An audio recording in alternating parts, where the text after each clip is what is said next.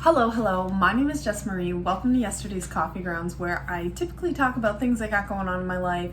Really, right now, I am doing a lot of inner work, and this is so hard. Anybody who has attempted this, a lot of us stay sleeping throughout our life. We don't become aware of things that are ingrained in our lives. We don't become aware of patterns and programs that we downloaded when we were just little kids, and it is sometimes so frustrating when you get to a point and you are aware of, oh, I notice that I am arguing all the time and I am unnecessarily causing an argument, even though in the moment maybe you feel very valid, because it's like, I have brought up so many times that I want the dishes done a certain way, or things to be cleaned a certain way, or maybe it's a work thing that's going on and you bring up the same thing over and over again and you get really frustrated about it, Maybe something like that happens and you get a little bit angry, you get a little bit aggressive or whatever, and it's like, I told you this before, and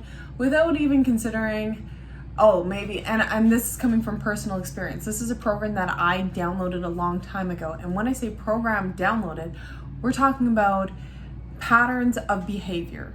That pattern of behavior that is so comfortable and so ingrained in the self, in the spirit or the body. Maybe not the spirit, but the body for sure. Things that feel comfortable. Maybe it's drinking. Maybe drinking is that's something in my life that I feel very comfortable with, that I continuously do because I find comfort in that. Maybe a program that we could talk about is lack of confidence. Maybe it's a lack of confidence in a specific category, like singing or dancing, where something happened when you were really young and now you have that lack of ability, when singing is such a beautiful expression of self, of inner joy, right? I don't know many people who don't sing. And that's not just based on the people that I surround myself with. It's not like I see people doing that all the time, but singing in the car or just jiving along to something, getting a little bit of a shoulder movement. People who have that blocked, it's so painful for me because I know the joy of feeling that.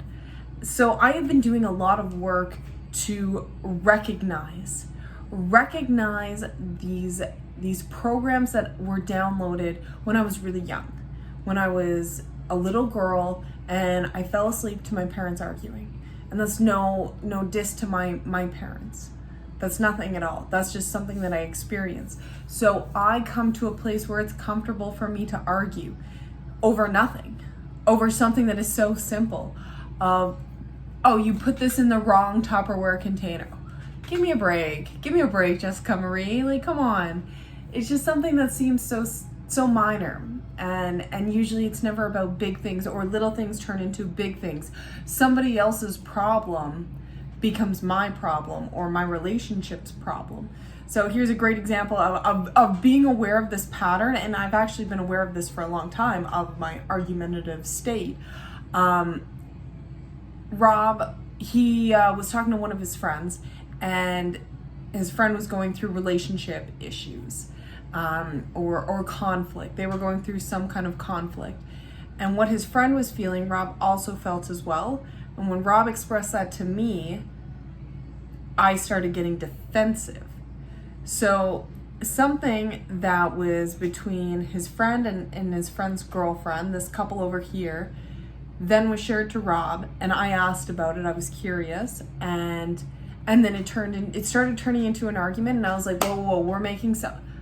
I felt really proud of this, because this is usually a point where I would get really defensive and I would continue that argument because it fills some kind of void, or it feels this kind of comfort. I don't actually know the feeling that I get going through this. I don't know why I do it. I know why I do it, but I don't know what it does to my body when I engage into argument. It's not even just debate. I do love debating as well. I really quite enjoy that. But being aware of that, we're making somebody else's problem our problem, and we're starting to argue, and I caused that. Being aware of these programs, and you may have heard these words before, these downloads, these patterns of behavior. I've been sitting down and I've been thinking about them. What are things that I use on a weekly basis, maybe not day to day, but on a weekly basis, that are not serving me? Nighttime snacking. That is a huge thing. Maybe it's not a program, maybe it's just a fucking habit. I do it. I love getting into bed, watching a show, and having a snack every single night. What food does to the body is it actually causes stress in the body. It releases, I think adrenaline. I think it releases adrenaline in the body. Anyways, eating is a stress onto the body. It starts activating stuff, and it affects when you are going to fall asleep. It has an impact on that. That's why you're supposed to not eat 2 hours before you go to bed. Drinking, same thing. If you're drinking alcohol, it's the same thing, right? It has a huge consequence, or maybe it's minor, but if you do it over a long period of time, it's going to be a huge consequence, right? On the body, on the system. So the more I become aware of these things that I've held on to for so long, these patterns of behavior, the more I'm able to stop, see this big red stop sign in my head, and say, you know, I cannot engage in that because that is not serving me. Putting in this work. And it sucks. And I'm going to use this phrase a lot right now on my channel because I've heard it on YouTube a lot of people putting in the work, and I'm like, what does that mean? What does that mean? Is it just going to counseling and being aware? No, it's actually fucking, I went for a run, jog, walk today, and during the parts that I was walking, I was doing something called cord cutting. And cord cutting I've practiced for quite some time, and you can either do it with a past lover or somebody who you had a really strong connection with or relationship with, and something went sour, something did not work out, but you're still emotionally attached. I've had people who have abused me. I've had to cut these cords, and I've had to come back and recut these cords. So it's like a meditation. So picture somebody that you had an intimate relationship with. That doesn't mean sexual. It means you had a close bond with, and something happened, some kind of conflict happened, and it affects you. And sometimes maybe a thought comes into your mind and it's ill thought towards that person. Maybe someone's come up, maybe it'll come up later. It could even be a past relationship with somebody. And now envision the cord, a cord in your mind of the thickness of strength of that relationship. Now the relationship could even be something so minor of someone at work who is very insulting towards you. That cord would be more of a string, a thin strand. Somebody who you maybe were in a relationship with or a friendship with for many, many years, and things did not work out for whatever multitude of reasons. That could be a much thicker cord, like one of those big cables, like a telephone wire cable. Those are much more difficult to cut. Sometimes if you vision this cord and imagine putting scissors to it, the scissors might not cut it right away. Imagine getting a saw to it. The saw might not cut it right away. And as you're doing this, be reminded that it isn't going to feel good. It's not going to feel good. Why we do cord cutting, and for me it's important with people who I've had relationships with sexually, boyfriends or other love interests. Why I do this is because it affects my relationship today. And I need to go and cut these cords. And I spend a couple days right now on one person. And as I'm working on cutting this cord, I also pray for this person. I pray for if they're in a current relationship. I pray for their healing. I send love because I have been so sour and bitter over many relationships that I've had, friendship, family members even, other encounters in my life. And I just pray for them. Whether you believe in God or life force, it doesn't matter what it is. It's changing the thought of love. Changing the thought to love. You know what? Things didn't work out with us. But I pray for you to have love in your life. I pray for you to, if you are arguing with your spouse, I pray that those problems, they just dissipate, and that you can go home and apologize even if you don't feel like you're wrong, but go home and dance. Hear a song and dance together. I hope that you get to spend the most beautiful time with your child today.